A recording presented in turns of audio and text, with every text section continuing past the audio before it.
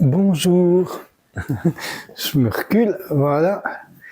Donc aujourd'hui, je vais présenter quelques extraits d'un livre qui vient de reparaître en poche chez Almora, qui à l'origine était de chez Albin Michel.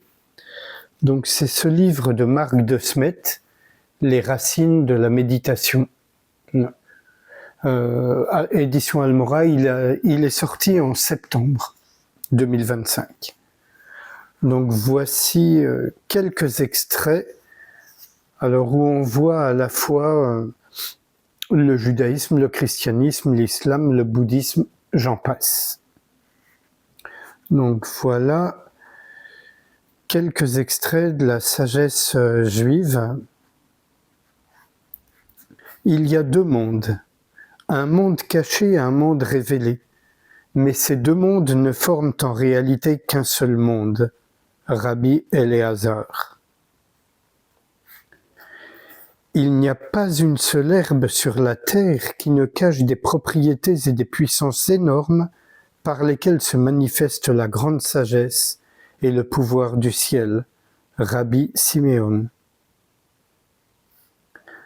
Ce qui est visible n'est que le reflet de ce qui est invisible. Rabbi Abba.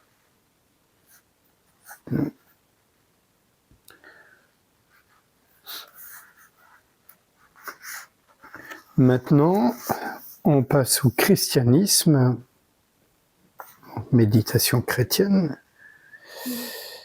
Alors là, de saint François d'Assise, je crois que ce texte est très très connu, mais bon. Loué sois-tu, mon Seigneur, pour sœur lune et les étoiles. Dans les cieux, tu les as formées, claires, précieuses et belles. Loué sois-tu, mon Seigneur, pour frère vent, et pour l'air et le nuage et le ciel clair en tout temps, par lesquels à tes créatures tu donnes le soutien. Loué sois-tu, mon Seigneur, pour sœur eau, qui est fort utile et humble et précieuse et chaste. Loué sois-tu, mon Seigneur, pour frère feu, par qui tu éclaires la nuit, et il est beau et joyeux et robuste et fort. Loué sois-tu, mon Seigneur, pour notre maternelle sœur la terre, qui nous porte et nous mène, et qui produit les fruits d'hiver avec les fleurs colorées et l'herbe. Saint François d'Assise.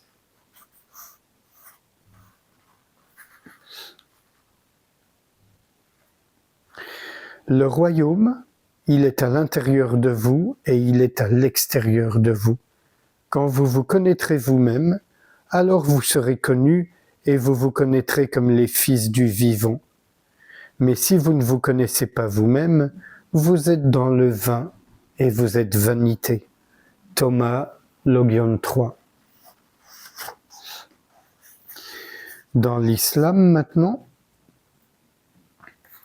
en vérité, Dieu est beau et il aime la beauté. Et sous les effusions de l'absolu, la montagne de l'existence illusoire se désagrège et la voie, l'amour parfait, s'aplanit. Lorsque le mystique abandonne son moi, lorsque l'amant devient véridique, il perçoit dans chaque mélodie la voix de Dieu et dans chaque air l'appel et le signe de l'aimer. Pour lui, retraite ou assemblée, couvent ou ruine, solitude ou foule n'ont plus de sens. Quelle que soit sa situation et son état, ses yeux sont tournés vers la face de l'ami, et à son ouïe résonne la voix de l'aimé. Parfois, il bondit jusqu'à l'ivresse au-dessus des vagues du Sama, et parfois, il abandonne son existence dans l'océan de l'annihilation.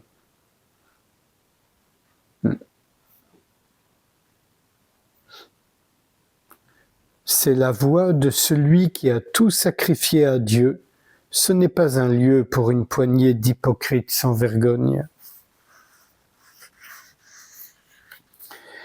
Et ça, de Rumi, que je trouve particulièrement beau et inspirant, cherche la réponse en ce même lieu d'où est venue la question. Ben oui. L'hindouisme maintenant, l'Inde plutôt. Le sot qui répète sans cesse « je suis asservi » finira bien par l'être un jour. Et le malheureux qui dit sempiternellement « je suis un pécheur », finira certainement par le devenir. Ramakrishna. Là, un passage de la Bhagavad Gita. Lumière des lumières, on ne sait que cela est au-delà des ténèbres, étant à la fois la connaissance, l'objet de la connaissance et le chemin qui y mène. Cela réside au cœur de l'univers. Une dernière de Ramakrishna. Si vous me demandez sur quelle forme du Seigneur méditer, je vous dirai de prendre celle que vous voudrez, mais sachez toujours que ces formes ne font qu'un. Ramakrishna donc. Chez les amis taoïstes, d'abord l'homme ne sait pas, ensuite il sait. Sa recherche ne peut avoir de limite, et elle ne peut être sans limite. Dans cette ambiguïté est la réalité. Chuang Tzu.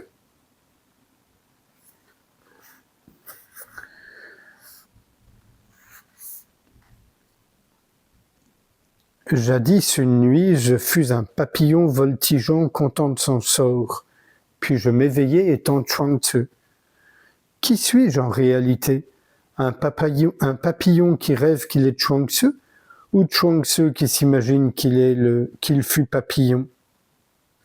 Chuang Tzu donc. C'est une histoire très connue ça. Là, du côté du bouddhisme Theravada, un petit extrait, mais en parfaite joie, nous vivons sans fatigue parmi ceux qui se fatiguent. Parmi les hommes qui se fatiguent, nous demeurons sans fatigue.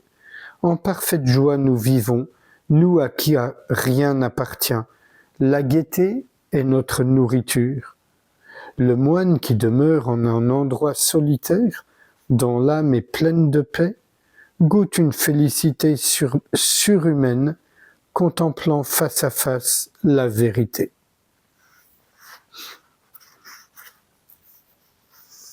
Là, du côté du Tibet, du bouddhisme tibétain plus précisément,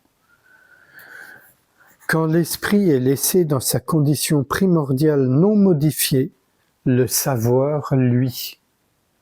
Quand cette condition est maintenue, comparable dans son calme au flot égal d'une rivière paisible, le savoir est atteint dans sa plénitude. Milarepa.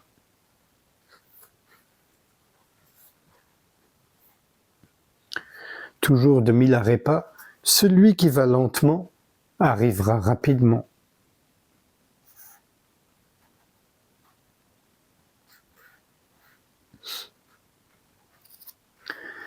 Et enfin, du côté du bouddhisme zen,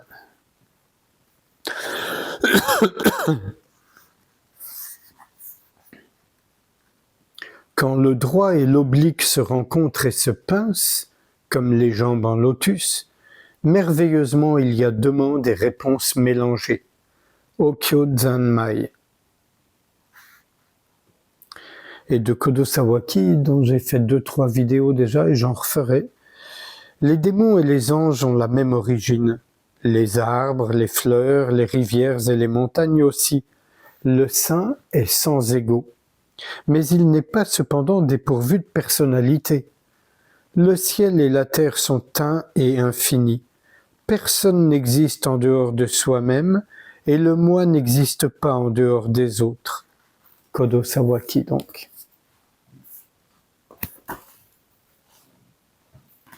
Sans réfléchir à ce qui vient d'être lu, je vous propose qu'on passe un moment ensemble en silence, juste être ouverture.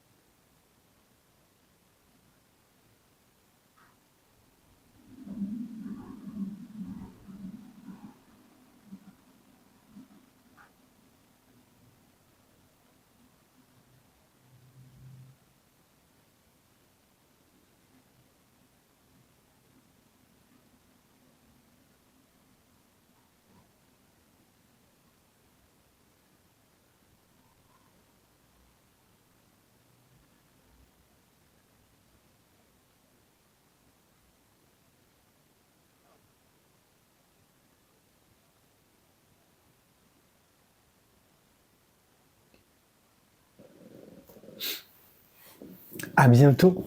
Merci.